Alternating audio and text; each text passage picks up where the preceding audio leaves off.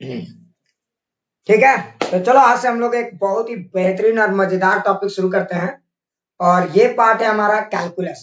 ठीक है, और इस पार्ट में हम लोग फॉर्मूला कम और फील करने की कोशिश करेंगे कि कैलकुलस कहाँ से आया, और थोड़ा सा टाइम लगेगा।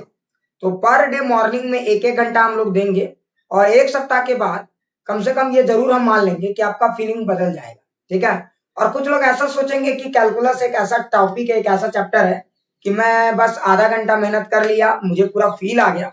ये क्वाइट इम्पॉसिबल है। जब न्यूटन जैसे जीनियस को इस टॉपिक को पूरा अच्छे से महारत हासिल करने में 3 से 5 साल लगा था, न्यूटन जैसे जीनियस को, तो फिर हम और तुम किस खेत के गाजर मूली है जिनको कटने में टाइम नहीं लगा। ये बात तो तुम पहले जान लो, सारे लोग ये बात मान लो। ठीक है, तो अब हम लोग इस बात को एकदम अच्छे से समझेंगे, ज्यादा हॉट नहीं करेंगे। पहले हम लोग समझेंगे कि ये टॉपिक बेसिकली आया कैसे, ये टॉपिक आया कैसे और इसका काइनेमेटिक्स में क्या रोल है वो तो समझेंगे, लेकिन इस टॉपिक का प्रैक्टिकल लाइफ में भी कितना इंपॉर्टेंस है। मतलब ये गजब टॉपिक है। अगर कोई मुझसे पूछे कि पूरे मैथ्स में सबसे जानदार और शानदार चैप्टर कौन सा है, ठीक है, भले मुझे मेरे को 3D वेक्टर ज्यादा फील आता है, इमेजिनेशन है, लेकिन सच ये है कि कैलकुलस से जानदार और शानदार कोई चैप्टर नहीं। ये एकदम फैक्ट है। तो 12th मैथ्स में तुम लोग इसको बहुत डिटेल से पढ़ोगे, बहुत डिटेल से पढ़ना है। लेकिन हाँ, अभी आपको मैं सिर्फ एक ओवरव्यू आइडिया दे रहा हूं। ठीक है, तो 12th मैथ्स में आप जैसे भी पढ़ो कोई मैटर नहीं करता, लेकिन आपको एक ओवरव्यू दे रहा हूं कि अभी इसको कैसे एनालाइज करना है। ठीक है ना, तो चलो शुरू करते हैं। तो सबसे पहले हम लोग समझेंगे ये कहानी हुई कहां से शुरू बेटा, और ये अचानक कैलकुलस का ये जो कीड़ा है न्यूटन जैसे इंसान को कैसे ये हुआ। उसके पहले एक और इंसान था जिसका नाम था लिबनिट्ज। ठीक है, तुम लोगों ने सुना होगा न्यूटन लिबनिट्ज रूल या लिबनिट्ज न्यूट्रल रूल। तो वो भी सोच रहा था, लेकिन न्यूटन ने इसमें रिफाइनमेंट अच्छा खासा किया हुआ है। तो चलो शुरू करते हैं, देखते हैं।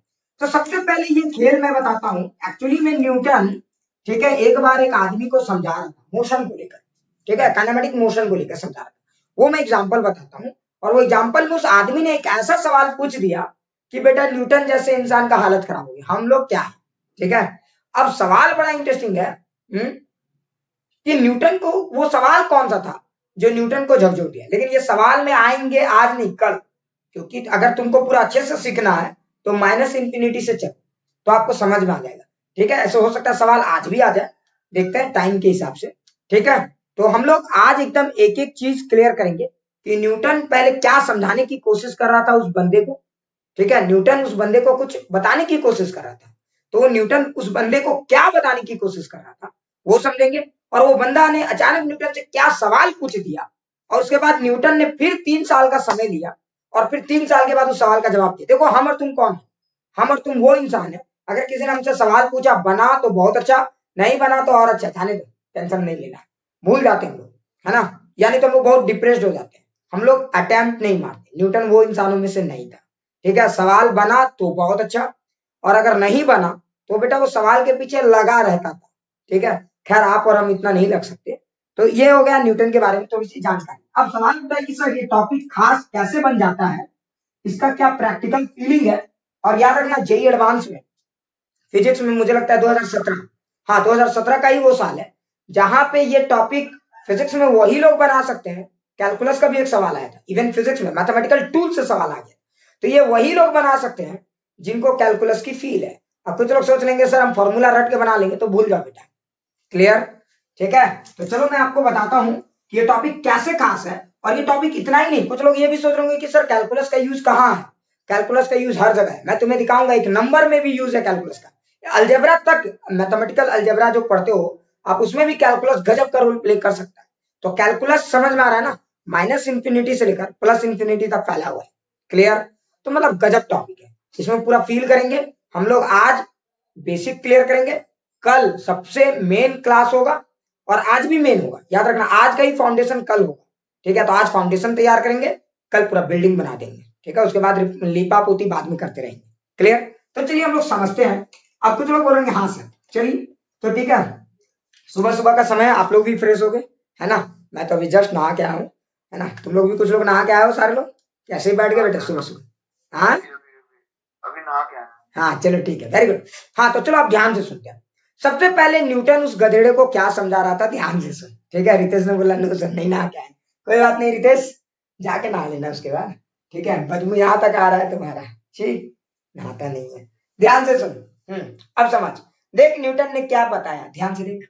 न्यूटन एक एक्सपेरिमेंट कर रहा था, ठीक है। और उसने बोला कि हम स्टोन लेते हैं, ध्यान से सुनते जा पूरा कहानी, ठीक है। धीरे धीरे हम लोग रिफाइन करते जाएंगे, ठीक है। अच्छा इसके पहले एक और छोटा सा वर्ड बता देते हैं, डेल का मतलब क्या होता है। कुछ लोग ये सब वर्ड को देख के कंफ्यूज हो सकते हैं। ये डेल, अच्छा ये डेल क्या बता सकता है कोई? तो डेल का मतलब होता है चेंज। कोई भी जब चेंज करता है तो उसको हम लोग लिखते हैं डेल से, ठीक है। इसको एक छोटा चेंज को डी से लिखते हैं, वो बात की बात है। डेल का मतलब होता है चेंज, ठीक है। अब क्या चीज चेंज कर रहा है, इमेजिन करो।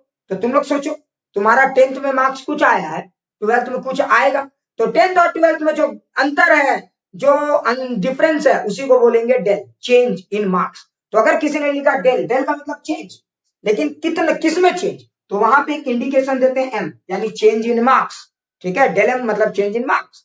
अब कितने मार्क्स का चेंज है, तो फाइनल मार्क्स जो 12th का मार्क्स होगा आपका, माइनस इनिशियल मार्क्स जो 10th बोर्ड का होगा, तो हम कह सकते हैं चेंज इन मार्क्स। अगर आपका चेंज, ध्यान से सुनो, अगर आपका 12th में मार्क्स बढ़ गया 10th से, तो ये 12th वाला मार्क्स ज्यादा होगा, 10th वाला कम होगा, तो देखो ये वैल्यू पॉजिटिव आएगा, यानी चेंज पॉजिटिव है। समझ में आया ना। और अगर सोचो कि 12th और 10th में बाय लक सेम आ गया, तो समझ जाओ कि ये चेंज इन मार्क्स 0 है। लेकिन 12th में आपका अगर परफॉर्मेंस बिगड़ गया, ठीक है, तो हम कहेंगे कि अच्छा ये कम है, तो देखो चेंज। अच्छा तुम ही सोचो, मेरा बाल टाइम के साथ तो चेंज हो रहा है ना, मेरा बाल का हाइट बढ़ता जाएगा, अभी कुछ हाइट है, कुछ दिन के बाद कुछ हो जाएगा, कुछ दिन के बाद कुछ। तो अगर आप हाइट और बाल की बात करेंगे तो del H, change in height, clear. Height तो बताओ किसी समय कुछ रहेगा, तो आज से 10 दिन बाद क्या रहेगा, और आज क्या रहेगा, तो आज वाले को हाइट देखो दो हाइट, ये इनिशियल और ये फाइनल, इन दोनों का डिफरेंस, क्लियर। तो ये सब कुछ बेसिक बात है। अब सवाल आते हैं न्यूटन का, वो मेन पॉइंट है कि न्यूटन क्या बताना चाह रहा था उस बंदे को, और उस बंदे ने क्या ऐसा सवाल पूछा, ये पॉइंट पे आते हैं, ध्यान से सुनते जाए। अब मैं आपको पूरा एक एक चीज समझाता हूँ, प्लीज ध्यान से देखना, ठीक है। देखो ध्यान से देखो, एक क्या हुआ, ध्यान से देखो। न्यूटन एक्सपेरिमेंट कर रहा था, एक स्टोन को लिया, ध्यान से सुनो, एक स्टोन को लिया और कुछ हाइट से ड्रॉप किया, ध्यान से सुनिए। एक स्टोन को लिया और कुछ हाइट से ड्रॉप किया, तो न्यूटन ने क्या किया, एक स्टोन को पकड़ा और कुछ हाइट से रिलीज कर दिया। जैसे ही इस स्टोन को इसने रिलीज किया, ये स्टोन फ्री फॉल सिचुएशन में आ गया। देखो इसने रिलीज किया, ध्यान से सुनना, ये इसने इस स्टोन को रिलीज किया और ये स्टोन फ्री फॉल सिचुएशन में आ गया। समझ में आ रहा है ना। ये स्टोन धीरे धीरे क्या हो रहा है, नीचे की तरफ जा रहा है, क्लियर। अरे ये स्टोन धीरे धीरे क्या हो रहा है, नीचे की तरफ जा रहा है। अच्छा तुम बता सकते हो ये स्टोन कितने एक्सेलरेशन से नीचे की तरफ जा रहा है, जी से, ये बात सबको पता है।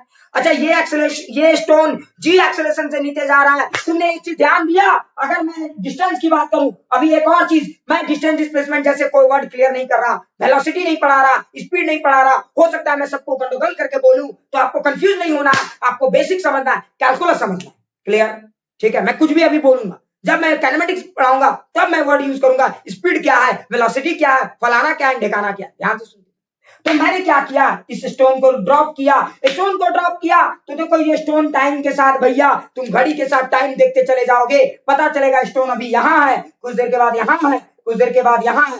तो टाइम के साथ इस स्टोन की पोजीशन बदल रही है कि नहीं बदल रही, अरे बदल रही है ना, मतलब ये स्टोन मोशन में है। तो कोई भी चीज टाइम के साथ अपना पोजीशन बदले मतलब वो मोशन में, और ये स्टोन किसी के इन्फ्लुएंस में मोशन में है, और वो कौन है, ग्रेविटी। अच्छा न्यूटन ने बोला हाँ देखो स्टोन गिर रहा है, तुम देखो, ठीक है। तो न्यूटन बोला आओ आज हम तुम लोग को बताते हैं एवरेज वेलोसिटी क्या होता है, एवरेज स्पीड क्या। देखो मैंने एक वर्ड और बोला, मैं भी एवरेज वेलोसिटी और स्पीड में डिफरेंस नहीं करना चाहता, मेरा मेन फोकस कैलकुलस वाले लाइन में, इसलिए मैं कुछ भी बोलूं आपको समझना है अभी, ठीक है। मैं मेन, तो आओ आज हम तुम्हें बताते हैं कि एवरेज वेलोसिटी क्या, समझ में आ रहा है। ये न्यूटन ने बोलना चाहा, बोला आओ आज हम तुम लोग को सिखाते हैं सबको कि एवरेज वेलोसिटी क्या है। सब लोग बोले अच्छा ठीक है, चलो न्यूटन बाबा ज्ञान बांटे, बेटा हम लोग भी शामिल हो जाते हैं। तो अभी न्यूटन का ज्ञान ही बांट रहे, देखना। लेकिन बेटा याद रखना, कभी कभी ना टीचर भी स्टूडेंट से सीख लेता है, ठीक है, और वही सीख कैलकुलस बन गया, क्लियर। तो पहले देखते हैं न्यूटन बाबा ने क्या ज्ञान बांटा, पहले ये देखने की कोशिश करेंगे, ठीक है। तो देखो न्यूटन बाबा क्या समझाते, बोल रहे थे देख बेटा टाइम के साथ ये स्टोन अपना पोजीशन बदल रहा है, तो डिस्टेंस कवर्ड बाय स्टोन, या आप डिस्प्लेसमेंट भी बोल सकते हो क्योंकि स्ट्रेट लाइन में, खैर अभी उसमें ज्यादा बुद्धि नहीं लगे। तो distance covered by stone with time change हो रहा है कि नहीं हो रहा है। तो देखो टाइम t इक्वल टू 0 में स्टोन यहाँ पे है, टाइम t इक्वल टू 1 में स्टोन कहीं और होगा, टाइम t इक्वल टू 2 में स्टोन कहीं और होगा।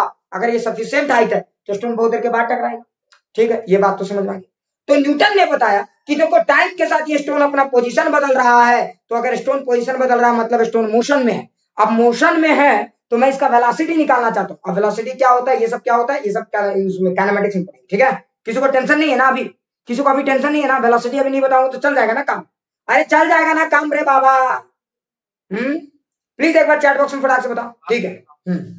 ठीक है ठीक है। हाँ अभी मैं ये सब नहीं बताऊंगा, मैं जब काइनेमेटिक्स में आऊंगा तब बताऊंगा वेलोसिटी क्या है, ये क्या है, वो क्या है, टेंशन मत लेना, ठीक है। अच्छा तो ध्यान से सुनो, इसने स्टोन को ड्रॉप किया, स्टोन ने टाइम के साथ अपनी पोजीशन बदली। अब न्यूटन बाबा बोले पता है ये टाइम के साथ अपना पोजीशन बदल रहा है। तुम लोग बोले हाँ सर ये पता है, अब आगे भी बढ़ा जाए। बिल्कुल बिल्कुल टेंशन मत।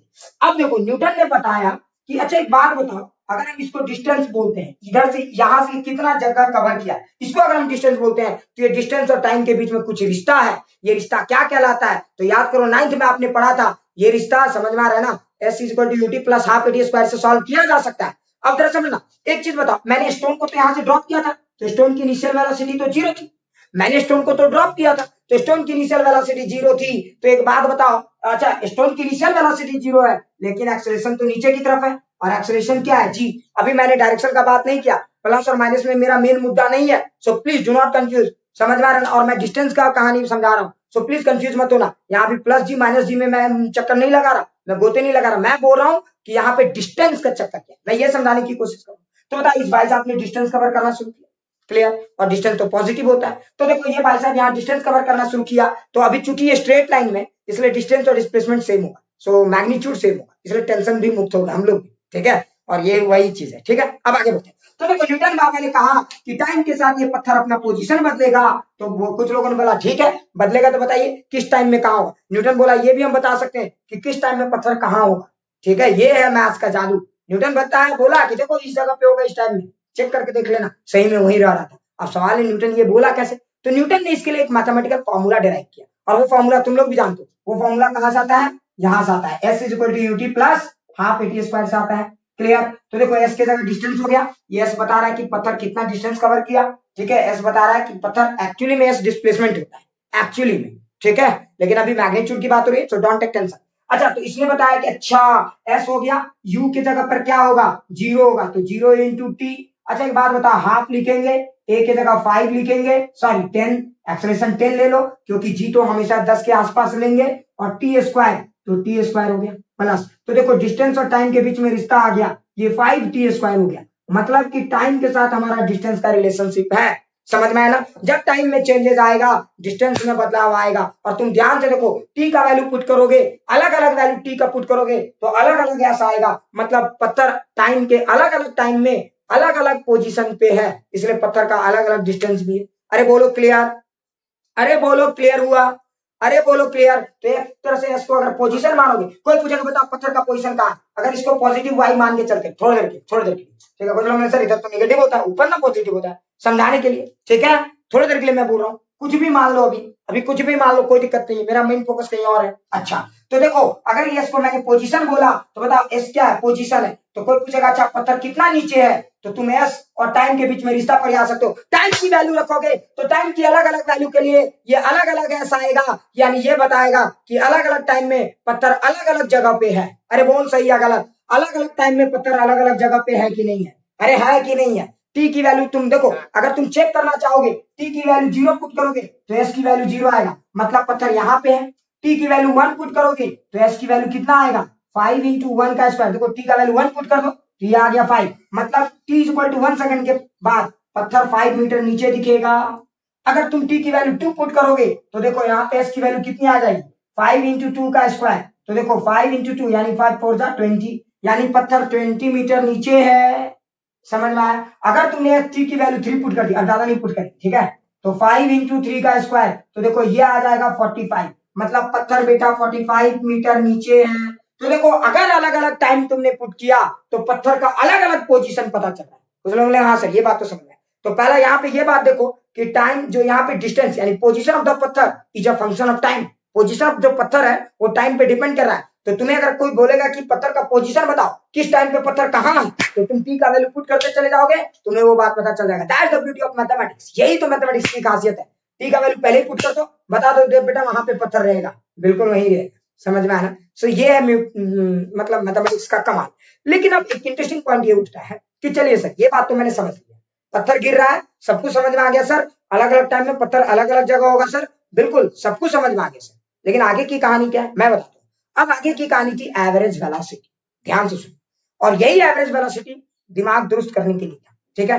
तो अब न्यूटन बाबा ने एक्सप्लेन करना शुरू कर दिया कि एवरेज वेलोसिटी कैसे डिफाइन करें, ठीक है। तो ध्यान से सुनते जाना, कहानी अब शुरू होगा। सो डोंट टेक टेंशन, और जिसको डाउट होगा बिंदास पूछोगे, ठीक है। तो यहां तक सबको समझ में आ गया? एक बार चैट बॉक्स में यस सर लिख दो ताकि मुझे कॉन्फिडेंस आ जाए। एक बार प्लीज सारे लोग चैट बॉक्स में यस सर लिख दो ताकि मुझे कॉन्फिडेंस आ जाए। हाँ वेरी गुड, फटाफट। हाँ चलो चलो, वेरी गुड वेरी गुड, क्या बात है। और बाकी लोग? हाँ चलो, सारे लोगों ने लिखा, वेल डन। अब मैं आपको बताता हूँ, अच्छा ये सब डाटा तो समझ में आ गया, ठीक है। अब मैं आपको बताता हूँ अब न्यूटन ने क्या बताना चाहा, ध्यान से सुनना, पूरे खेल को समझना, कोई टेंशन नहीं है। देखो ये सब डाटा रहने दो, काम आएगा भी, ध्यान से देखते हैं। अब न्यूटन ने बोला कि ठीक है, न्यूटन ने अब इसको एक्सप्लेन कैसे किया। तो अगर किसी ने न्यूटन को पूछा कि बताओ एवरेज वेलोसिटी क्या होता है, एवरेज वेलोसिटी क्या होता है, तुम लोग भी जानते हो, मोटा मोटी, है ना, मोटा मोटी। अब मान लो कि इमेजिन करो कि मैं धनबाद में रहता हूँ, ठीक है, और मैं रांची जाता हूँ, ठीक है। तो धनबाद से मैं जब रांची की तरफ जाता हूँ तो धनबाद से रांची का डिस्टेंस है 160 किलोमीटर, मान लेते हैं समझाने के लिए मैं बता रहा हूँ, ठीक है। धनबाद से रांची, ठीक है, 160 किलोमीटर है डिस्टेंस, तो 160 किलोमीटर, ठीक है। और मैं यहाँ सुबह 7 बजे गाड़ी बैठता हूँ और यहाँ 11 बजे पहुंचता हूँ, तो एवरेज वेलोसिटी कितनी? तो एवरेज वेलोसिटी बताता है मोटा मोटी रहता है ना। तो एवरेज वेलोसिटी कैसे निकालते हैं? तो total displacement by total time, तो ये आएगा 160 बाय 4 आवर्स, तो 4 घंटा, 160 बाई 4 कितना हुआ? 40 किलोमीटर पर आवर। क्या बेटा गाड़ी हर बार 40 किलोमीटर पर आवर में चलाता? ना मुन्ना ना। हाँ, अगर कोई गाड़ी 40 किलोमीटर पर आवर में भी कॉन्स्टेंटली चलता तो यही टाइम लगता, लेकिन हम जिस गाड़ी में चले थे, हो सकता है वो कभी 80 चला हो सकता है कभी वो रुका हो, कभी आगे कुत्ते का बच्चा आ गया हो तो भी रुका होगा बेटा, कौन जानता, और हो सकता है कभी बेटा 120 में भी चला हो, रोड खाली रहा हो। तो ये एवरेज वेलोसिटी एक रफ आइडिया देता है किसी भी चीज का, एग्जैक्ट आइडिया कभी नहीं देता। मान लो किसी बच्चे का 95% मार्क्स आए, उसे क्या एग्जैक्ट आइडिया लग रहा है कि बेटा पर सब्जेक्ट कितना हो? हाँ मोटा मोटी, अगर कोई बच्चा सब सब्जेक्ट में 95 लाए उसके लिए भी वो 95 है, और कोई बेटा 900 किसी में लाए, बेचारा किसी का 80 आ गया किसी में, तो उसके लिए भी 95% हो सकता है। तो मेरा कहने का मतलब समझे, तो एक एवरेज वेलोसिटी क्या है? आपको एक मोटा मोटी रफ आइडिया देता है किसी भी गेम का, ठीक है। आपको जानना चाहते हो अरे ये क्या हुआ, कितना एवरेज वेलोसिटी है, मोटा मोटी कितना रफ्तार से चला, कोई भी पूछता है तो थोड़ी पहले पूछता है तुम्हारा परसेंटेज कितना है, वो आपको एक मोटा मोटी आइडिया लगाना चाहता है कि बच्चा कैसा। देन आफ्टर अगर बहुत इंटरेस्ट है, अच्छा मैथ्स में बता दो, साइंस में बता दो, तब जाके वो एक एक पॉइंट पे जाता है। उसी तरह से हम वेलोसिटी को लेकर बहुत तरह के वेलोसिटी में अपना इंटरेस्ट दिखाते हैं, तो कभी कभार हम मोटा मोटी वेलोसिटी में भी इंटरेस्ट दिखाते हैं। अच्छा चलो बता दो कितने रफ्तार से आए, ठीक है। तो अभी हम बात कर रहे हैं एवरेज वेलोसिटी। अब ध्यान से सुनो, तो अब बेटा न्यूटन पहले डायलॉग मारा था कि एवरेज वेलोसिटी मैं बताता हूँ। तो देखो न्यूटन बोला कि अगर आपको एवरेज वेलोसिटी निकालना है, ध्यान से देखना, और यहीं से आपको कैलकुलस का डेरिवेशन का बेसिक ज्ञान शुरू होगा। तो न्यूटन बताया, ध्यान से सुनो, तो न्यूटन ध्यान से सुनो, अगर उस बंदे न्यूटन ने एक्सप्लेन किया कि अगर आपको एवरेज वेलोसिटी निकालना है, तो देखो वेलोसिटी निकालना है, तो एवरेज वेलोसिटी निकालने के लिए क्या चाहिए, ध्यान से सुनिए, आपको दो पोजीशन चाहिए और दो टाइम चाहिए। कुछ लोग सर पोजीशन दो क्यों? अरे बेवकूफ, तब ना पता चलेगा कहां से कहां गया, तो उसके बीच की दूरी क्या है, और कब से शुरू हुआ और कब जाके खत्म हुआ, तब ना पता चलेगा रे बेवकूफ। तो आपको देखो एवरेज वेलोसिटी निकालने के लिए, ध्यान से सुनो, अभी बहुत मजेदार गेम है, बहुत मजेदार है। एवरेज वेलोसिटी निकालने के लिए आपको दो इंटरवल चाहिए, समझ में आ रहा है? पोजीशन का इंटरवल चाहिए और टाइम का इंटरवल भी चाहिए, समझ में आ रहा है? मतलब कंफ्यूज मत होना, ठीक है, मतलब दो चीजें चाहिए। अब ध्यान से, अगर न्यूटन को किसी ने पूछा बताओ what is the average velocity, तो एवरेज वेलोसिटी हमेशा डिफाइन होगा दो टाइम के बीच में, हमेशा डिफाइन होगा दो टाइम के बीच में, एवरेज वेलोसिटी हमेशा। अच्छा, तो एवरेज वेलोसिटी अगर दो टाइम के बीच में डिफाइन हो रहा है, तो किसी ने पूछा अच्छा बताओ 0 से 1 सेकंड के बीच में एवरेज वेलोसिटी क्या है, मतलब गाड़ी 0 से 1 सेकंड के बीच में किस रफ्तार से चला है ऑन एंड एवरेज। क्या पत्थर एक ही कांस्टेंट रफ्तार से गिरा है? ना, पत्थर की वेलोसिटी बार बार बदलती रही है, लेकिन एक मोटा मोटी आइडिया क्या है, समझ में आ रहा है ना? तो अगर मैंने बोला कि एवरेज वेलोसिटी बिटवीन 0 to 1, ध्यान से सुनते जाना, ध्यान से सुना, मजेदार है रे, और इसी से बेसिक क्लियर होगा। सो प्लीज एकदम सारे लोग फोकस कर लो, कोई इधर उधर मत देखना, एकदम बोर्ड की तरफ ध्यान से देखो, मेरी बात को सुनो, बोर्ड में कम मेरी तरफ ध्यान से सुनो, ठीक है। तो देखो मैंने क्या बोला, एवरेज वेलोसिटी बिटवीन 0 to 1। अच्छा मतलब बेटा मुझे एवरेज वेलोसिटी बिटवीन 0 to 1 निकालना, अब मैं कैसे निकालूंगा?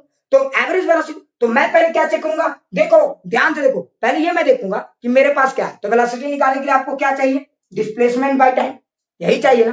तो देखो कि अच्छा एक बात बताओ, तो देखो टाइम t इक्वल टू 0 पे पत्थर कहां था, 0 पे था, ठीक है। Time T is equal to 1 पे, देखो time T is equal to 1 पे पत्थर कहां पे है, 5 पे। तो बताओ पत्थर कितना चला, पत्थर कितना चला, तो पत्थर 5 चला। ये 5 कैसे निकाला, 5 माइनस 0 किया, जरा ध्यान से देख। तो अगर किसी ने पूछा what is the average velocity between 0 to 1, तो तुमने क्या लिखा, जरा ध्यान से सुनना, तुमने लिखा, ध्यान से सुनना, लिखना मत, तुमने अच्छा तुमने देखा ये टाइम इंटरवल 0 से 1 के बीच में, तो तुमने यहाँ पे 1 माइनस 0 लिखा, तुमने यहाँ पे क्या लिखा 1 minus 0, final time minus initial time, तो ये हो गया टाइम इंटरवल। अच्छा उसके बाद तुमने देखा कि बेटा पोजीशन में कितना चेंज आया है, तो चेंज इन पोजीशन को हम लोग क्या लिखेंगे, डेल एस, यानी final position minus initial position. तो पहले पत्थर 0 पे था, बाद में पत्थर 5 पे पहुंच गया, तो बता पत्थर का भी पोजीशन में चेंज आया है, हम लोग क्या लिखेंगे 5 माइनस 0। तो देखो ये कितना आएगा 5 मीटर पर सेकेंड, मतलब इस पत्थर की एवरेज वेलोसिटी जो है वो 5 मीटर पर सेकेंड है। ये तो बोल दिए, कुछ लोग बोलेंगे हाँ सर ये तो ठीक है, समझ में आ गया। अच्छा अब आगे सोचो, अगर किसी ने आपसे पूछा what is average velocity between 0 to 2, मतलब 0 से 2 सेकंड, पत्थर तो गिर रहा था बेटा, तो 0 सेकंड और 2 सेकंड के बीच में पत्थर की एवरेज रफ्तार क्या है। इसका मतलब ये नहीं हुआ कि पत्थर एक फिक्स रफ्तार से गिरा है, ऐसे गिरा है, नाम पत्थर तो गिरा है, समझ में आया, नीचे की तरफ उसकी वेलोसिटी बढ़ी है। लेकिन मेरा इंटरेस्ट उस पर नहीं, पत्थर अगर एवरेज रफ्तार से भी गिरता, कोई पत्थर अगर एवरेज रफ्तार से भी गिरता तो उतना ही डिस्टेंस कवर करता जो अभी किया। अब सवाल है कि एवरेज वेलोसिटी क्या है, क्लियर। तो बताओ पत्थर का अगर एवरेज वेलोसिटी निकालना है बिटवीन 0 टू 2 तो कैसे निकालेंगे, प्लीज माइक ऑन करें सारे लोग, ठीक है। हाँ 10 होगा। हाँ कितना होगा 10। अच्छा ये कैसे लिखा तुमने, देखो इंपॉर्टेंट 10 बोलना नहीं है, ध्यान से सुना, इंपॉर्टेंट या 10 बोलना नहीं है, इंपॉर्टेंट इसका राइटिंग स्टाइल। कुछ लोग बोले सर इतना आप काहे पीछे पड़ रहे तो, हाँ 20 माइनस 0 2 माइनस 0 हाँ बिल्कुल बिल्कुल। तो ध्यान से देखो, पहले ये देखो बिटवीन 0 टू 2 निकालना है, तो देखो कि पत्थर एक सेकंड, यहां तक समझ में आ गया था। अच्छा ये जो 5 आया था इसको मैं इसको एक और अभी पूरा एक एक चीज लिखूंगा ना तो पूरा फील आएगा, नहीं तो शॉर्टकट नहीं मारूंगा, मैं आपको बताऊंगा कि वो कैलकुलस का जो फॉर्मूला डिफाइन हुआ है कैसे हुआ है, यहीं से वो क्लियर होगा, और आपको कहीं से क्लियर नहीं होगा, बहुत छोटा चीज है लेकिन देखने का तरीका, ध्यान से सुनना, अभी मजे लेते रहना, अभी पूरा एक एक चीज बताऊंगा मैं आपको। अभी देखो यहाँ पे 2 स्टाइल रखे हैं, बाकी यहाँ कैसे लिखेंगे यही समझाने वाला हूँ, ठीक है। तो इसको मैं थोड़ा सा शॉर्ट में लिखता हूँ, तो देखो यहाँ पे मैं फटाक से लिख देता हूँ 5 माइनस 0 बाई 1 माइनस 0 5 मीटर पर सेकंड। लेकिन अभी यहाँ पे कुछ लोगों ने सभी 2 को क्यों ब्रैकेट छोड़ के रखे, अभी थोड़ा देर में सब क्लियर। अच्छा बताओ यहाँ पे क्या लिखेंगे, तो यहाँ पे मैं लिखूंगा, अच्छा देखो time T is equal to 2 second में पत्थर का है 20 पे, माइनस क्या time T is equal to 0 पे पत्थर यहाँ है बाई 2 माइनस 0, तो मैंने ये लिख दिया। ये अगर आंसर सॉल्व करोगे तो ये आएगा, सॉरी ये 2 होगा, तो ये आएगा 10 मीटर पर सेकंड। समझ में आया कि नहीं आया, तो जरा देख पत्थर की एवरेज वेलोसिटी है 10 मीटर पर सेकंड, इसका मतलब ये हुआ कि ठीक है, तो न्यूटन तो ये सब डायलॉग मार रहा था, सब कुछ चंगा चल रहा था, लेकिन ट्विस्ट अभी नहीं आया, टेंशन मतलब ट्विस्ट शाम मतलब आज का लास्ट क्लास के लास्ट पार्ट में आएगा, और अगले क्लास में ये मैं डिफाइन करूंगा, ट्विस्ट अभी बता दूंगा बेटा, तुम लोग तेज ज्यादा हो, कोई सीरियल वरियल देखे हो कि नहीं, जैसे सीरियल खत्म होता है लास्ट में कुछ समझ में आ रहा है ना, तो ध्यान से सुन। अच्छा यहाँ तक समझ में अब आगे नहीं, अगर मैंने लिखा what is average velocity between 1 to 3 second, तो बताइए कैसे लिखेंगे बिटवीन 1 टू 3 सेकंड। अरे अगर मैंने लिखा between what is average velocity between 1 to 3 second, मैंने लिखा, तो बता रितु इसको कैसे निकालेंगे, रितु रितु नहीं, ठीक है सर हाँ बोल 15 मीटर पर सेकंड। 15, अच्छा कैसे लिखी कैसे वो बता, मेरे को आंसर में इंटरेस्ट नहीं है रितु, समझ में आ रहा है, मेरे को राइटिंग स्टाइल में इंटरेस्ट, बोलो रितु कैसे लिखी। Sir 45 minus 0 by 3 minus 1। देखो यही गलती कर दी, 45 माइनस 0 नहीं होगा रितु, इस बार 45 माइनस 0 नहीं होगा, ध्यान से देखो। शशांक तुम बता सकते हो, सर 45 45 माइनस 5, वेरी गुड, ध्यान से देखो, इसलिए मैं बार बार बोलता हूँ राइटिंग स्टाइल को फॉलो करो रे बाबा। देख 45, तो देख time T equal to 3 second में पत्थर कहाँ पे है 45 पे है, ध्यान से देख, मतलब 45 पे है। अच्छा time T equal to 1 second में पत्थर कहाँ पे 5 पे, तो पत्थर कितना चला 5 से 45 चला, तो बता ये वाला जो डिस्टेंस है इतना ही ना कवर किया इस टाइम में, अरे 5 से ना 45 गया रे, 0 से थोड़ी 45 गया रे, 0 में तो पत्थर 0 सेकंड में था ना, तो पत्थर देखो 1 सेकंड से 3 सेकंड के बीच का मैंने पूछा है रे भाई, 1 से 3 के बीच का, तो एक time T equal to 1 second पे पत्थर 5 पे था, time T equal to 3 second पे पत्थर कहां पे था, तो यहां पे लिखेंगे, समझ में आ रहा है ना, तो 45 माइनस 5 बाई कितना, तो 2, समझ में आ गया, टाइम इंटरवल 3 माइनस 1, तो देखो इसको भी हम 3 माइनस 1 लिखेंगे, कुछ लोग बोलेंगे सर इतना काहे काम धाम करने, थोड़ा देर में सब समझ में आ जाए। तो देखो ये हो गया 45 माइनस 5 40/2, तो ये आंसर आएगा 20 मीटर पर सेकेंड। बोलो एक एक चीज समझ में आ गया। तो इस तरह से एवरेज वेलोसिटी निकालते हैं। तो एवरेज वेलोसिटी अगर आपको निकालना है तो क्या करना है, समझ में आया ना, change in position by change in time. पहले यहां तक देख लो, कहीं पर किसी को डाउट है प्लीज ईमानदारी से बोलिए। यहाँ पे पहले देख लो, एक बार चैट बॉक्स में बताओ किसी को डाउट है, क्या इसको और एक्सप्लेन करें या आगे बढ़े, क्या इसको और एक्सप्लेन करें, किसी को भी doubt? Very good very good very good, किसी को भी डाउट नहीं, मजा आ गया मजा आ गया। चलो अब आगे बताते हैं, आगे बढ़ते हैं। देख अब कुछ लोग बोलेंगे हाँ सर ये चीजें तो समझ में आ गया, लेकिन एक चीज तुमने ध्यान दिया, एक चीज तुम लोगों ने ध्यान नहीं दिया, शायद तुम लोगों ने ऑब्जर्व नहीं किया। अच्छा ये जब मैंने लिखा था 5 माइनस 0/1 - 0, तो इसको आप क्या लिख सकते थे, ध्यान से सुनो, change in position del S by del T. समझ में आया, change in position by change in time. अब ये डेल एस क्या है, ध्यान से सुनो। तो डेल एस का मतलब क्या होता है, ध्यान से सुनो। अभी अब राइटिंग स्टाइल डेल एस को मैं क्या लिख सकता था, तो del S by del T. ध्यान से सुनो, डेल एस का मतलब पोजीशन में जो चेंज आया है, तो ये पोजीशन में जो चेंज आया है, तो ये चेंज इन पोजीशन कैसे निकालते हैं, तो जरा ध्यान से सुनना। अब राइटिंग स्टाइल को समझो, नहीं तो पूरा दिक्कत होगा आगे कैलकुलस समझने में। राइटिंग स्टाइल समझो, अगर जिसने आज ये वाला पार्ट समझ लिया, मतलब समझो कैलकुलस का 80% गेम यही क्लियर। फिर अगले क्लास में मात्र थोड़ा सा खाली फॉर्मेलिटी बचेगा। सो ध्यान से सुनो। अच्छा del S by del T तो मैंने लिखा, एक बात बताओ, एस को जरा ध्यान से सुनो, ध्यान से सुनो, राइटिंग स्टाइल को देखना। अगर मैंने लिखा S is equal to 5t, यही था ना मेरा, अरे डिस्टेंस और पोजीशन और टाइम के बीच में यही रिश्ता था ना। अच्छा एक बात बताओ, जरा ध्यान से सुनो, अगर मैंने बोला तो आप जरा सोच, आप जरा सोच, मैं ये कैसे लिखूंगा कि टाइम t इक्वल टू 0 पे बंदा कहाँ है। तो देखो इसको लिखने का स्टाइल देखो, लोग ऐसे भी लिखते हैं, एस एस लिख दिए, ध्यान से सुनो। और अगर आपने यहाँ ब्रैकेट दे के कुछ चीज पुट कर दिया, कोई चीज पुट कर दिया, या ऐसे भी कर सकते हो। देखो यहाँ पे position is a function of time, तो पोजीशन किस पे डिपेंड कर रहा है, टाइम पे। तो अगर कोई चीज किसी चीज पे डिपेंड कर रहा है तो लोग ऐसे लिखते हैं, एस ब्रैकेट टी। इसका मतलब ये हुआ कि position is a function of time.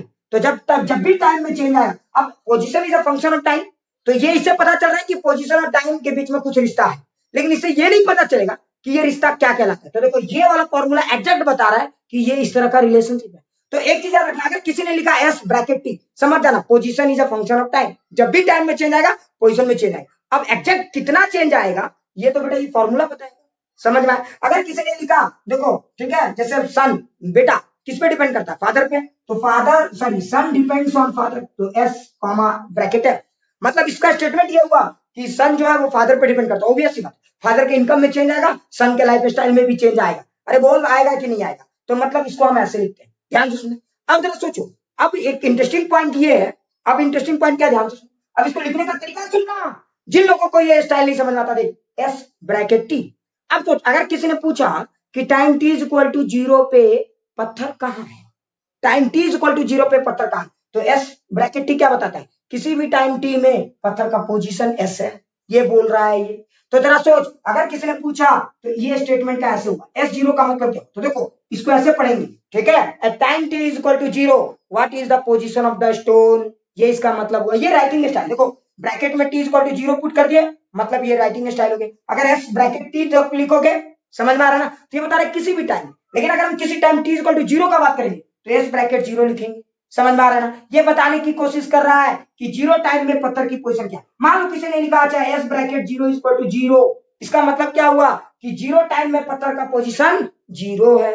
लगता फील नहीं आया। अगर किसी ने लिखा एस ब्रैकेट 1, ध्यान से सुनो, इज इक्वल टू 5, इसका मतलब ये हुआ कि time t is equal to 1 पत्थर का पोजीशन 5 है।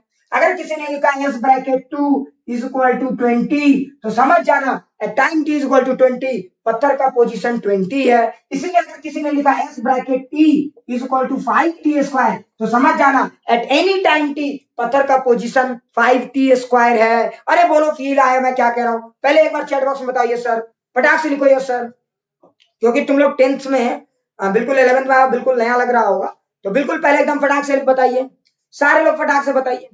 अभी एकदम मुझे ये नहीं करना, मुझे अपने आप को तोप नहीं बन दिखाना, ठीक है। मैं चाहता हूँ जितना बेसिक एक एक छोटे छोटे पॉइंट को भी हम लोग क्लियर करते जाए। वेरी गुड वेरी गुड, ठीक है, सारे लोगों ने लिखा। अब आगे मैं बताता हूँ, ठीक है। कुछ लोग बोलेंगे हाँ सर ये कुछ चीजें समझ में आ गई। अब जरा ध्यान से देख मेरे प्यारे बच्चे, अब पूरा फील आएगा तुम्हें, देखना राइटिंग स्टाइल कितना लाजवाब काम करता है, ठीक है। तो देख del S by del T, तो यहाँ पे क्या था, पत्थर का पोजीशन था किस टाइम पे, तो S1 minus S of 0 by time 1 minus 0। बोलो मैं ऐसे लिख सकता हूं कि नहीं, अरे मैं ऐसे लिख सकता हूं कि नहीं, S ऑफ ब्रैकेट 1, मतलब ये हमने अगर किसी भी, ध्यान से सुना, लिखना मत, ध्यान से सुनना, लिखना मत, ध्यान से सुनो, ये क्या बताता है कि किसी भी टाइम में पत्थर का पोजीशन 1 सेकंड में पत्थर का पोजीशन माइनस 0 सेकंड में पत्थर का पोजीशन बाई 1 माइनस 0। क्या मैंने सही लिखा या गलत, क्या आपको ये बात फील आ गया मैंने ऐसा कैसे लिखा, अरे ये क्या बता रहा है, ये स्टेटमेंट क्या बता रहा है, ये समझ में आ गया। S of 1 minus S of 0, मतलब S ऑफ 1 का मतलब क्या हुआ, पोजीशन ऑफ द पत्थर at time t equal to 1 second. अब ये मत समझ जाना कि ये 1 है, S ऑफ 1 का मतलब ये हुआ at time t equal to 1 second, what is the value of S, समझ में आया। S ऑफ 0 का मतलब क्या हुआ, at time t equal to 0, what is the value of S, clear. एक बार सारे लोग प्लीज चैट बॉक्स में ऐसा लिखो अगर समझ में आ गई राइटिंग स्टाइल। अभी देखते जाओ, अभी देखते जाओ, धीरे धीरे फाउंडेशन एकदम तगड़ा करते जाएंगे, ठीक है, ठीक है।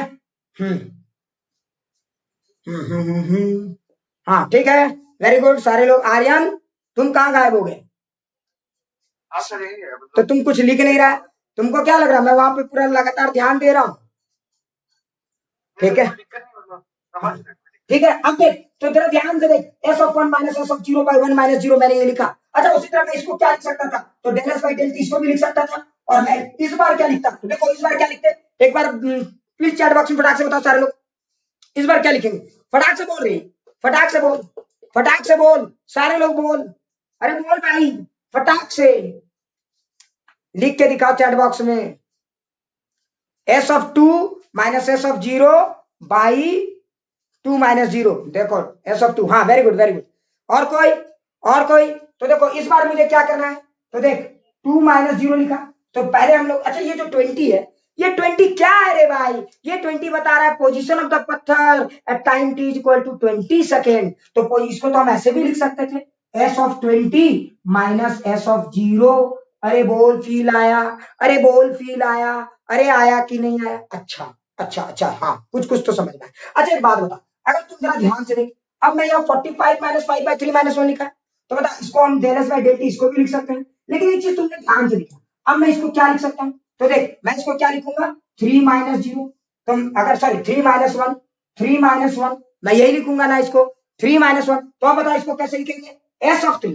देखो 45 का कौन क्या बता रहा है, 45 बता रहा है पोजीशन ऑफ द पत्थर at time t equal to 3, तो मैं इस स्टेटमेंट को लिखूंगा S of 3 minus S of 1। क्या मैंने सही लिखा या गलत, अरे मैंने क्या सही लिखा या गलत, अरे बोल पूरा फील आया, अगर फील आया तो थोड़ा सा और आगे बढ़ाए, लिखने का तरीका में थोड़ा चेंजेस लाए।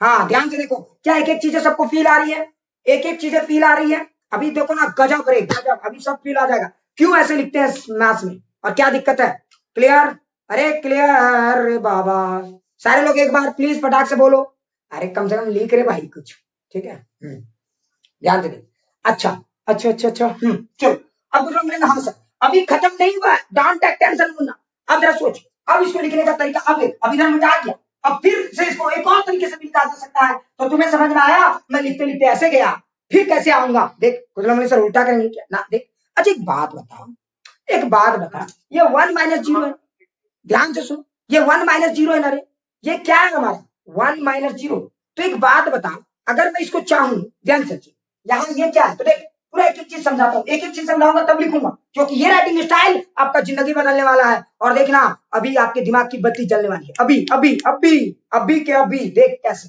अच्छा बता ये 1 माइनस 0 क्या है, तो बता ये 1 ये 0 क्या है, इनिशियल टाइम है ना, अरे ये 0 क्या है, इनिशियल टाइम है ना, और ये 1 क्या है, फाइनल टाइम है ना यहाँ पे, अरे ये 0 क्या है, इनिशियल टाइम है ना, अरे ये 1 क्या है, फाइनल टाइम है ना। अच्छा बताओ तो 0 और 1 के बीच में कुछ टाइम इंटरवल है कि नहीं, सुन ले, हम लोग ऐसा मान लेते हैं कि वो टाइम इंटरवल है h, किसी को दिक्कत, h let that time interval भी h, किसको नहीं समझ, फिर से सुनो, हम लोगों ने ध्यान, हम लोगों ने इसको t फाइनल माना t इनिशियल, मैं ऐसा क्यों करूं, मैं t0 इसको 0 मानता हूं, तो बता अगर ये 0 है तो एक बात बता, इसको आपने 0 लिखा तो इसको 0 प्लस 1 भी तो लिख सकते थे, अंतर क्या है, तो देखो ये 0 t इनिशियल है और ये क्या है t initial plus del t है, क्या सही या गलत, अरे क्या सही या गलत, क्या ऐसे नहीं लिख सकते थे, ये डेल t टाइम इंटरवल है, समझ में आया नहीं आया। अच्छा सेकंड वाले को देख, नीचे वाले को भी देख, सिर्फ नीचे वाले को देख, अभी ऊपर नहीं, अभी हम बता रहे हैं। अच्छा देखो हमने बाद में क्या लिखा 2 माइनस 0, तो ये क्या हो गया इनिशियल टाइम हो गया। अच्छा टाइम इंटरवल कितना था 2 सेकंड का था, तो मैं इस 2 को क्या लिख सकता था, देखो 0 + 2 भी तो लिख सकता था, और इस 0 + 2 को क्या लिख सकता था, ये तो टी इनिशियल है plus time interval del T. क्या मैं ऐसा लिख सकता था कि नहीं लिख सकता? अरे बोल मैं ऐसा लिख सकता था कि नहीं लिख सकता? अरे बोल मैं ऐसा लिख सकता था कि नहीं? अरे बोल भाई मैं ऐसा लिख सकता था। हाँ ठीक है। अच्छा उतना ही नहीं, अब इसको देख 3 - 1 है।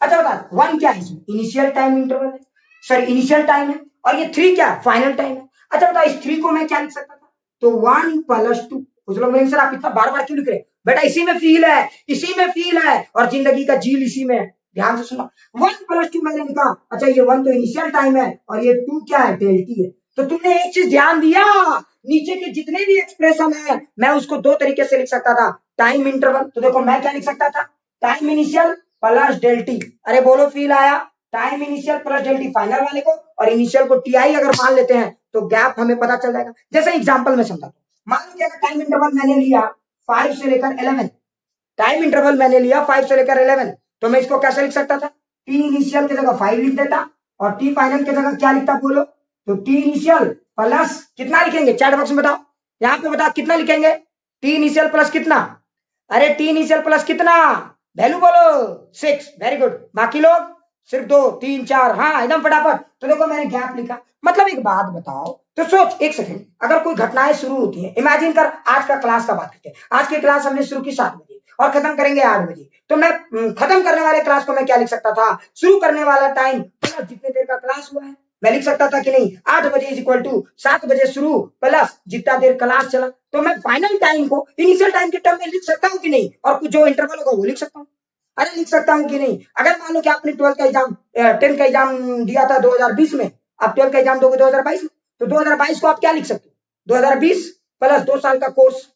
अरे फील नहीं आया। कोई बोलेगा अच्छा ध्यान सुन, कोई बोलेगा 12 का एग्जाम तुम कब दोगे बाबू, तो तुम कैसे कैलकुलेट कर सकते हो, तुम डायरेक्ट 2022 भी बोल सकते हो। अच्छा तुम ऐसे ही बोल सकते हो, ध्यान सुनो, तुम बोलोगे अच्छा 2020 में 10th प्लस 2 साल का टाइम इंटरवल है ना, तो 2022 ऐसे ही ना लिख सकते हो रे, तो 2022 आप दो तरीके से बोल सकते हो। अच्छा सोचो कोई बच्चा 2015 में 10th का एग्जाम दिया, 2015 में 2015 में, तो 12th का एग्जाम कब देगा, बोल कब देगा, कैसे बोल सकते हो इसको 2017, ये बहुत आसान है। लेकिन तुम ऐसे भी तो बोल सकते थे अच्छा 2015 में उसका 10th है तो 2 साल बाद वो 12th का एग्जाम देगा। तो देखो मैं इस स्टाइल में क्या खास बात है, मैं डायरेक्ट 2017 भी बोल सकता हूँ और मैं 2015 + 2 भी बोल सकता हूँ। इस स्टाइल में क्या खास बात है, इस स्टाइल में ये बात है कि इससे टाइम इंटरवल दिखता है और ये भी दिखता है कि गेम कहां से काउंटडाउन शुरू किया गया है।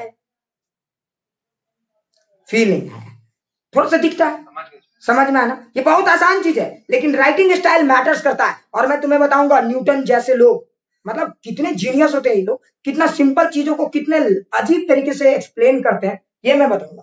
बहुत सिंपल चीज है, तुम्हें लग रहा होगा ये बहुत सिंपल, लेकिन अभी तक तुमने इसको दूसरे नजरिए से नहीं देखा, अभी दिखाता हूँ बस, और थोड़ा सा टाइम। अच्छा कुछ लोग बोले हाँ सर ये सब कुछ कुछ चीजें तो समझ में आ गया। अब जरा ध्यान से सुनना प्यारे बच्चों, अब जरा ध्यान से सुनना, एक बॉक्स अभी भी खाली है, समझ में आ रहा है ना, अब देख।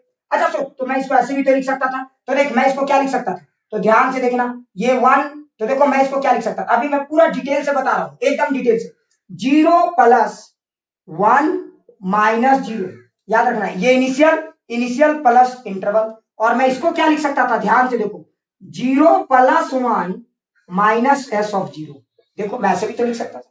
अच्छा इसको मैं क्या लिख सकता था, देखो इसको मैं लिख सकता था -0 0 + 2, तो ये बता रहा है इनिशियल टाइम, ये इनिशियल प्लस 2 मतलब ये टोटल फाइनल है लेकिन ये इंटरवल है, तो मैं इसको लिख सकता था s(0 + 2 - s(0), देख। अच्छा मैं इसको क्या लिख सकता था, तो ध्यान से देख, मैं इसको लिख सकता था -1, ध्यान से सुनना, अभी कुछ लोग बोलेंगे सर क्या कर रहे हैं, तो मैं इसको लिख सकता था 1 + 2, ठीक है, और इसको मैं क्या लिख सकता था अच्छा इनिशियल क्या है तो s(1), ठीक है, फाइनल कहां चेक करेंगे तो s(1 + 2), तो मैं ऐसे लिख सकता हूँ कि क्या ये राइटिंग स्टाइल हो सकता है कि नहीं, क्या मैं इसको ऐसे नहीं लिख सकता, क्या मैंने गलत लिखा है क्या, एक बार प्लीज चैट बॉक्स में बताओ, क्या मैंने गलत लिखा, क्या मैंने गलत लिखा है, सिर्फ राइटिंग स्टाइल बदल गया, भावनाएं वही है, राइटिंग स्टाइल नया है, समझ में आया ना, समझ में आया ना, ठीक है, सोच वही है बस एक्सप्रेशन नया है, सोच वही है बस एक्सप्रेशन नया है, क्लियर। अच्छा कुछ लोग बोलेंगे हाँ सर ये कुछ कुछ चीजें समझ में आ गया,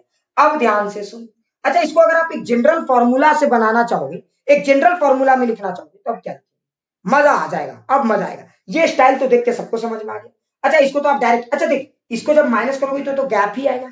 अरे ये जब माइनस करोगे ध्यान से सुनो, हाँ तो ये तो गैप दिखेगा और इस गैप को आप डेल्टी बोल सकते हो कि नहीं डायरेक्ट? अरे डेल्टी बोल सकते हो कि नहीं डायरेक्ट? अरे कोई कुछ बोलो। अरे ये डेल्टी बोल सकते थे, तो इसी डेल्टी को मैथ्स में लोग एच भी बोलते हैं, कंफ्यूज मत होना। इसी डेल्टी को मैथ्स में लोग एच भी बोलते हैं। और याद करो आपका स्कूल मास्टर एच लिखता होगा या कोई भी मास्टर एच लिखता है, समझ में आया क्यों लिखता है? नहीं समझ में आया? फील नहीं आया? अरे आया। अच्छा देख यहां भी तो ये गैप है, तो 0 + 2 - 0 तो फाइनल माइनस इनिशियल, ये भी तो गैप है, तो ये एच लिखा जा सकता है कि नहीं? ये भी एक तरह का गैप है, एच लिखा जा सकता है। बस यहाँ एच की वैल्यू अलग है, यहाँ एच की वैल्यू अलग है, यहाँ एच की वैल्यू अलग। अच्छा अब जरा ध्यान से सुन, अगर तुमने ये 1 बोला था और एच था 2, तो देख यहाँ पे ये 2 ही तो एच है हमारा, यहाँ पे यही 2 तो हमारा एच है और यहाँ पे यही 2 तो हमारा एच है। तो देखो मैं लिख सकता था S of 0 + h minus S of 0 by H.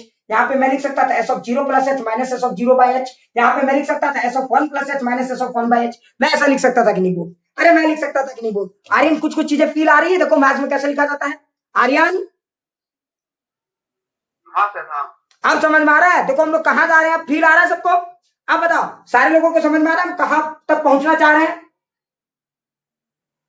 हाँ सर हाँ आप ही कहा एक एक चीज बताऊंगा रे। मैंने बोला है ना, मैं पहले आपको राइटिंग स्टाइल बता रहा हूँ, फिर इसका ग्राफिकल इंटरप्रिटेशन बताऊंगा। अभी बहुत कुछ है, बहुत कुछ है। कैलकुलस अभी तो राइटिंग स्टाइल में हम लोग हैं, अभी ग्राफिकल में तो बाकी है।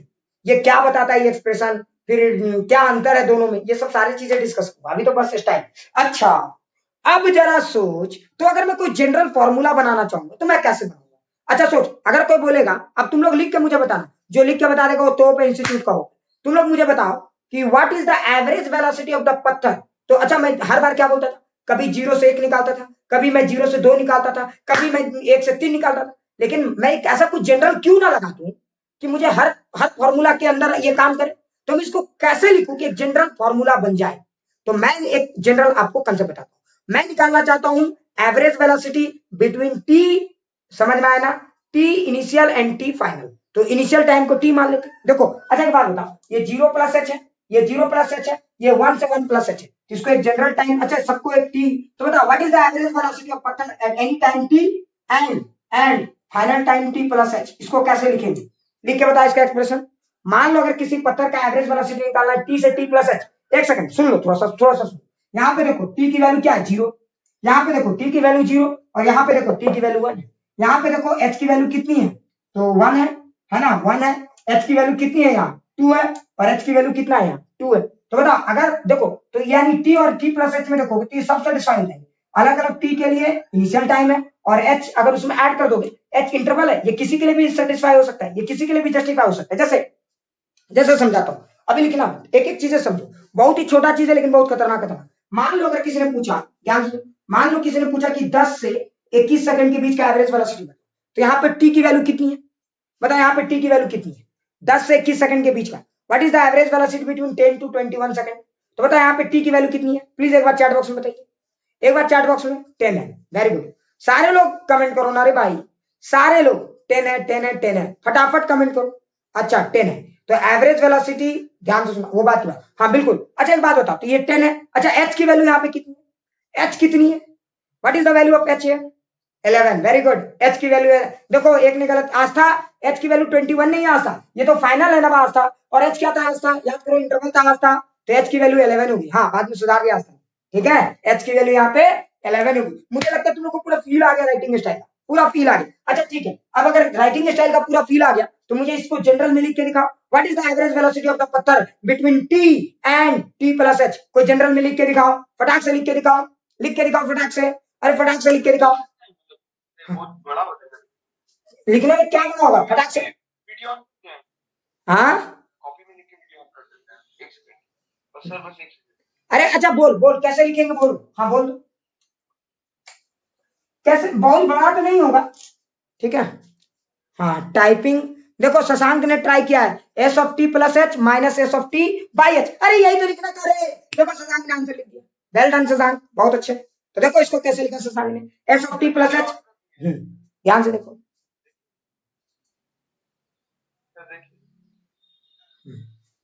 अच्छा देखते हैं कैसे देखते हैं, हमको पता भी नहीं है। तो मेरा नाम होगा ना सेटिंग करिए। अच्छा ठीक, हाँ दिख रहा है एस ऑफ, हाँ बिल्कुल बिल्कुल बिल्कुल यही है ठीक है। देखो अनुषा ने भी लिख दिया, वेल डन अनुषा, बहुत अच्छे। देखो क्या बात है, तुम लोग इतना सीख जा रहे हो, मुझे विश्वास नहीं हो रहा है। ठीक है, तो देखो अब देखो टी से टी प्लस एच, तो अच्छा एवरेज वेलोसिटी निकालना है, तो एवरेज वेलोसिटी कहां से कहां तक के बीच में निकालना है, टी से टी प्लस एच के बीच में, टी से टी प्लस एच के बीच में निकालना, कोई बात नहीं। तो देखो इस सब छोड़ दो, अभी तुम लोग को एवरेज वेलोसिटी निकालना। ठीक है, तो मैं कैसे लिखूंगा, ध्यान से सुनो। तो मैं देखूंगा यहाँ पे पहले टाइम इंटरवल, तो T plus H minus T, तो यहाँ बच गया एच। ऊपर में क्या होगा, तो पोजीशन ऑफ द पत्थर निकाल दो, T plus H minus position of the पत्थर at any time T. So this is the formula for average velocity. Clear? तो ये क्या बता रहा है, पोजीशन ऑफ द पत्थर at any time T plus H minus position of the पत्थर at any time T. बोलो फील आया? अरे बोलो सबको फील आ गया? So this is the concept of average velocity.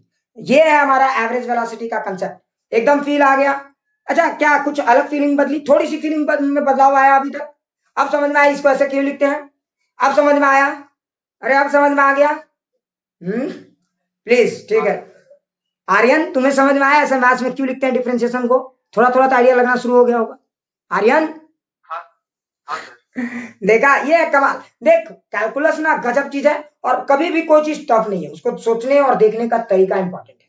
ठीक है, तो उसको तुम कैसे लिखते हो, तो एक राइटिंग स्टाइल है मेरे भाई। देख ये S final minus S initial by H, यही राइटिंग स्टाइल कैलकुलस तक जाता है, और यही है बस। कैलकुलस में थोड़ा सा अंतर हो जाएगा, डोंट टेक टेंशन, अभी तो याद है। तो देख ये एवरेज वेलोसिटी का राइटिंग स्टाइल। ठीक है, तो मुझे लगता है अभी जितना मैंने पढ़ा ये समझ में आ गया होगा। तो ये राइटिंग स्टाइल सबको क्लियर हो गया ना? क्या और पढ़ना चाहोगे कि 8 बज गए, छुट्टी कर दें? सर अभी 4-5 मिनट बाद मतलब छोड़िए ना, टीचर स्कूल में भी तो 2-3 मिनट लेट ही स्टार्ट होता है।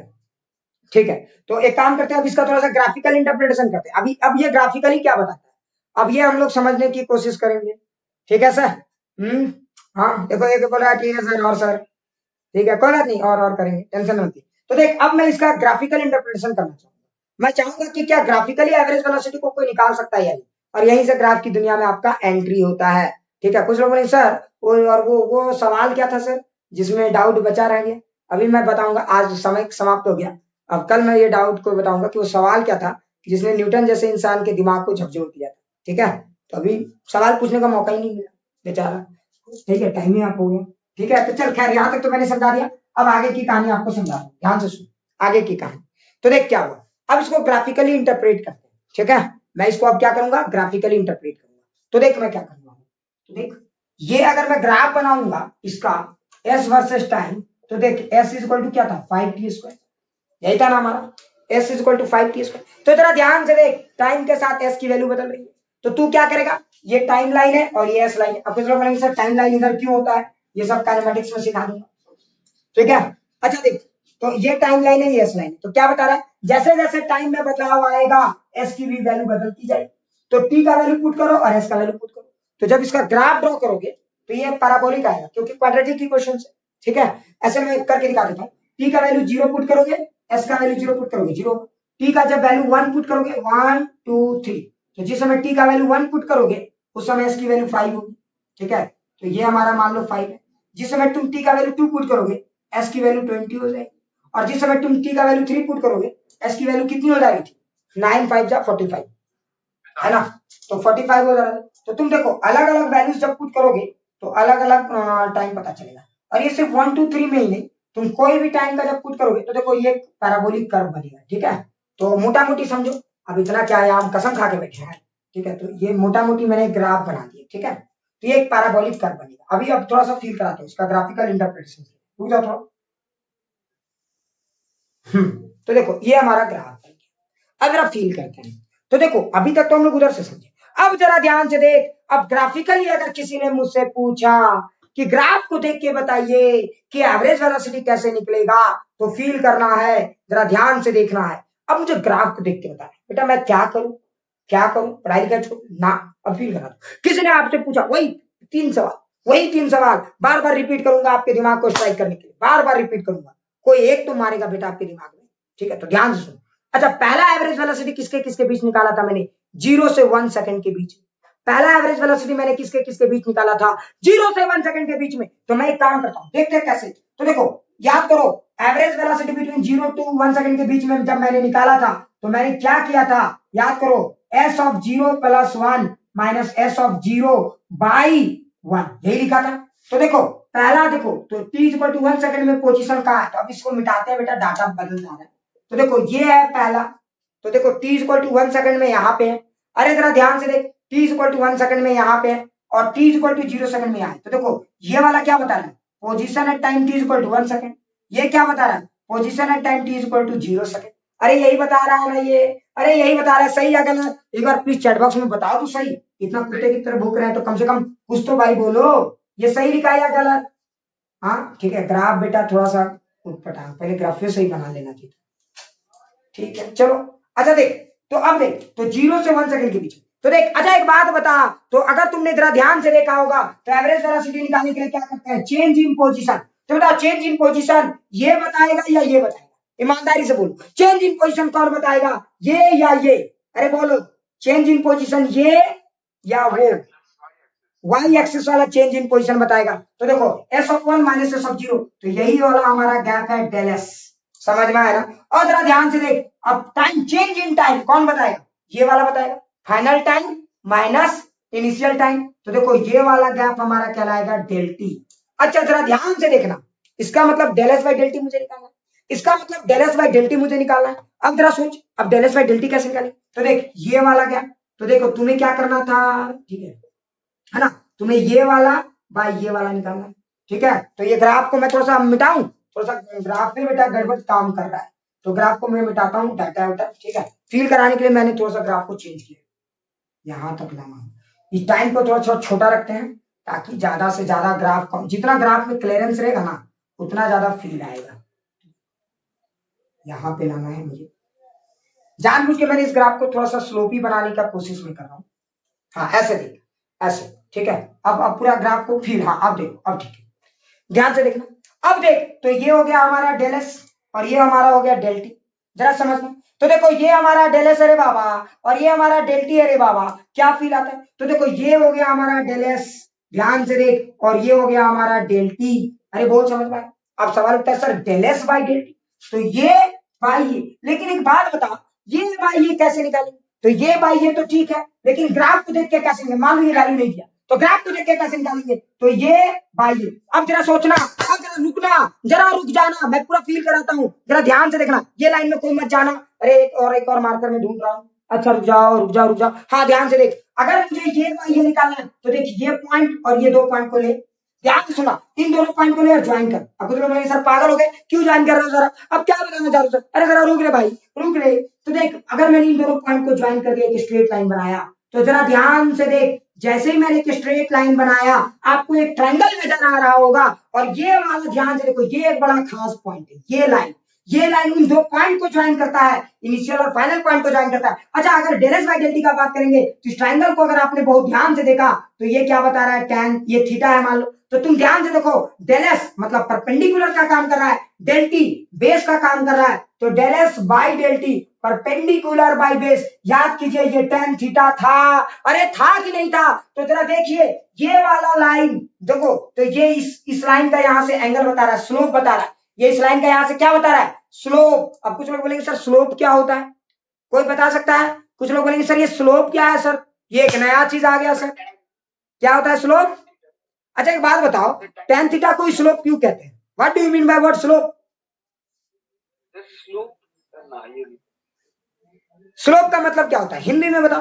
अरे ये सब चीजें कल भी पढ़ाएंगे 10th सेक्शन से, अब मतलब ये चीज कल से शुरू करेंगे, ठीक है, टेंशन मत लो। सर अभी क्लास है, हाँ बस हाँ ठीक है टेंशन मत लो, इसको कल पढ़ाएंगे। पहले ये चलते चलते बता दो कि स्लोप क्या होता है, बस एक छोटा सा कमेंट। देखो 10th में तुम कैसे पढ़ते हो ये चीजें मैं बता रहा हूँ। स्लोप का मतलब होता है ढलान, क्या बात है आतिका, वेल डन। स्लोप का मतलब होता है ढलान।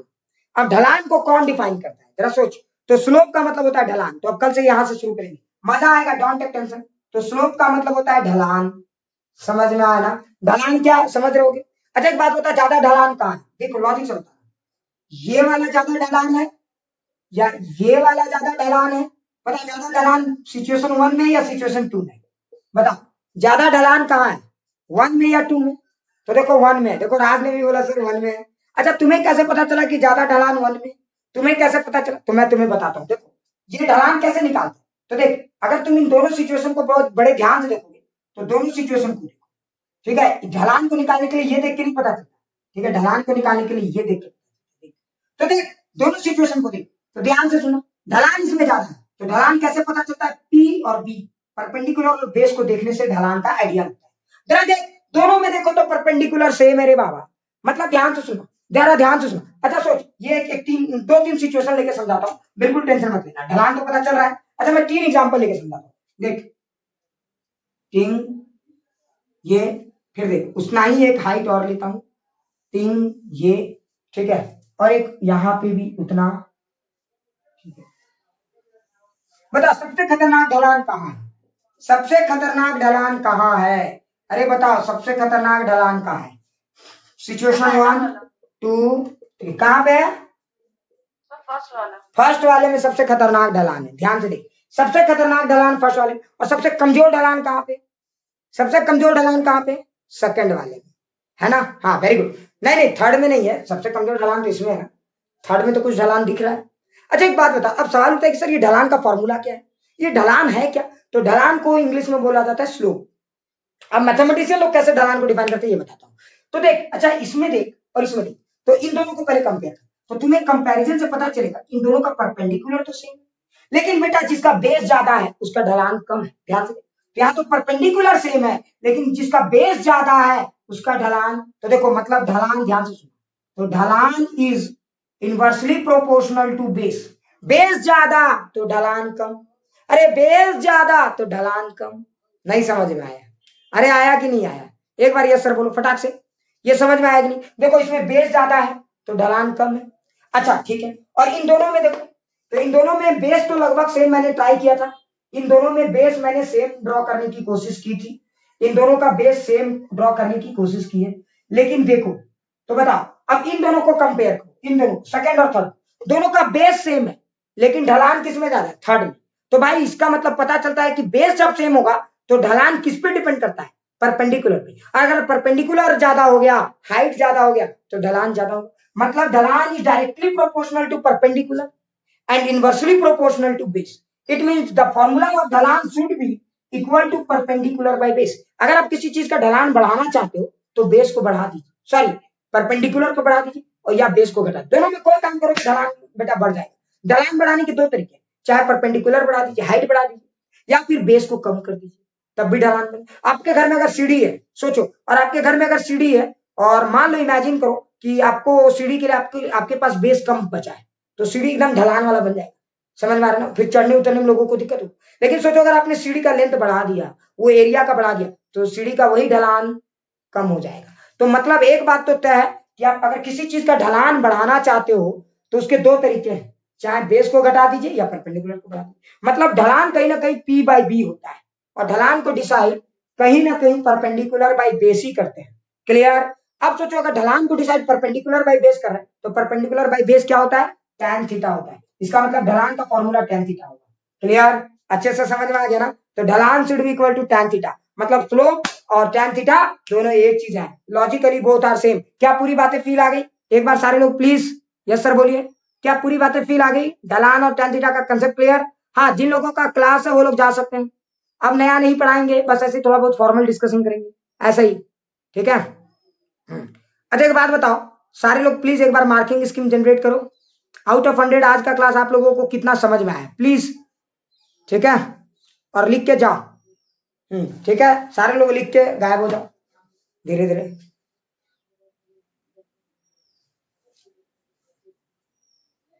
चलो आ जाए, ठीक है, और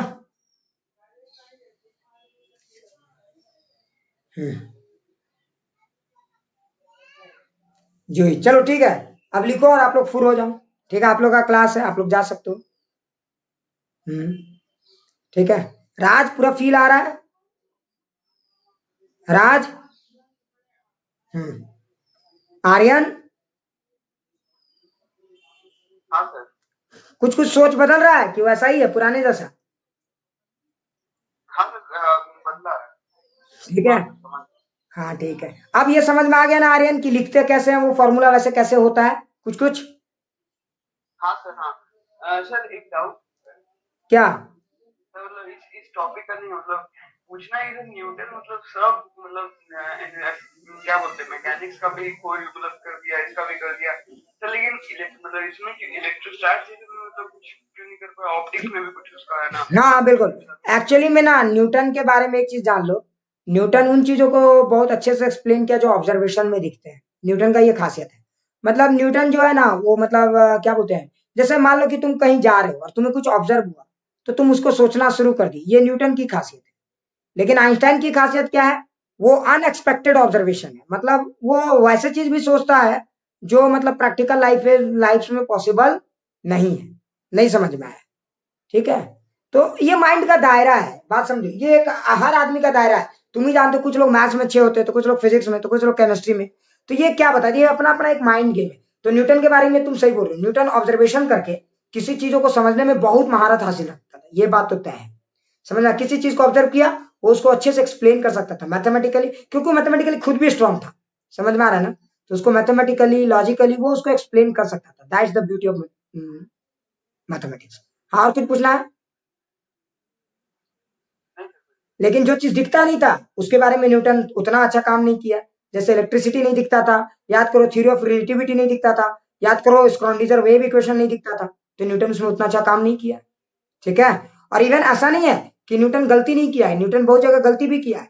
लेकिन देखो जो जो अच्छे इंसान होते हैं वो पॉजिटिव चीजों को पकड़ते हैं। न्यूटन का याद है मैंने बताया था कि ऑप्टिक्स में उसने गलती की हुई तो न्यूटन तो बहुत लोग को मरवाया भी है। है, ऐसा मेरे जानकारी में तो नहीं है। हाँ, न्यूटन ये है कि सेल्फिशनेस में था। मतलब वो सेल्फिशनेस में इसलिए था क्योंकि वो बचपन से ही लोगों से धोखा ज्यादा खाया था।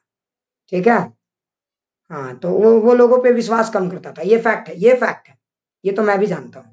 ठीक है, इसलिए तो बेचारा किसी से साइंटिस्ट को मरवाया है, सुना है मतलब। नहीं, मेरे मेरे जानकारी में तो ऐसा मुझे नहीं पता है, और मैंने कहीं ऐसा नहीं पढ़ा है।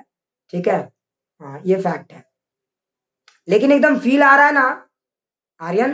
हाँ सर, कोई दिक्कत ठीक नहीं है। आ रहा। राज, राज तुम कुछ बोलो। राज, कुछ डाउट रह रहा है क्या राज तुम्हारा? No sir. पूरा फील आ रहा है क्या? फिजिक्स सोचने और समझने का तरीका बदल रहा है तुम्हारा राज? Yes sir. ठीक है जूही, हाँ ठीक है, एकदम टेंशन नहीं लेना है, किसी को टेंशन नहीं लेना है। ठीक है एकदम। ठीक है रितेश, तुम्हारा फीलिंग बदल रहा है? Yes sir. हाँ, फिजिक्स अच्छा लगता है या बोरिंग लगता है तुमको?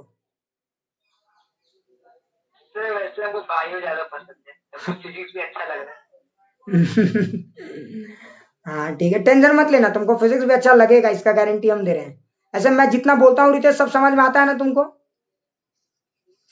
यस सर, सर समझ में आता है। फास्ट तो नहीं ना पढ़ाता हूँ मैं ज्यादा? नो सर, सही। ठीक है ठीक है। तो चलो थैंक्स, आज जितने लोग भी क्लास किए, ठीक है, और जो लोग आज किए वही लोग कल भी समझ पाओगे, नहीं तो फिर देखना कल कितने लोगों को दिक्कत होगा। चलो आज इतना ही। Thank you sir.